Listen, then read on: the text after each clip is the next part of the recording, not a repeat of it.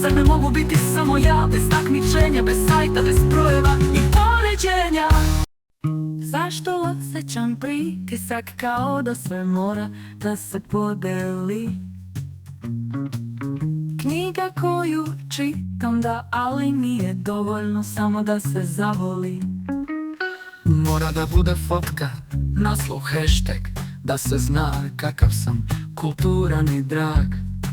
Zar nije dovoljno što dišem, pa još i to treba da se meri? Da sam efikasan u tome, da sam u top 10% prerađivača trenutno aktivnih u Pomoravskom okrugu. Da li sve mora da bude socijalna mreža?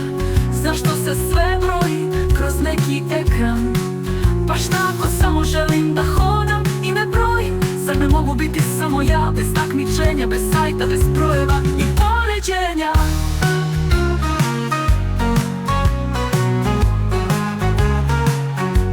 Da dođe dan kad želim da postanem tišina, da me nema, bez brojača, bez notifikacija, bez svetla u sobi. Ali đavo mi ne da mira, pa mora da vežem telefon za psa, da robo usisivač juri kako bi ispunio zadate ciljeve koraka za ovu nedelju. Samo želim da imam trenutak gde ne moram ništa da pobegnem, pa ni sebe. Da li sve mora da bude socijalna mreža?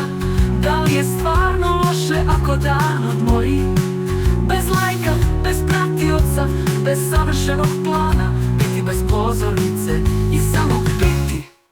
Možda sve mora biti javna stvar, život nije predstava i to je skroz u redu.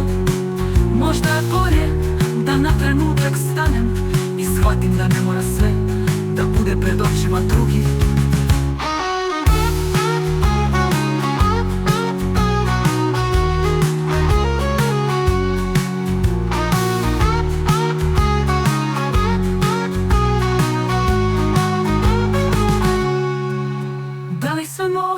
Da bude socijalna mreža?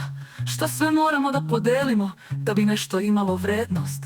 Zar ne mogu dani biti samo moji, bez da ih računam, bez da se trudim da budem neko drugi? Zato možda ću sljedeći put umjesto brojenja da samo hodam i neću čekati sve te notifikacije, da život bude pun. Možda baš u tom miru, u toj tišini nađem sebe ponovo, bez pritiska, bez lajkova, samo sloboda.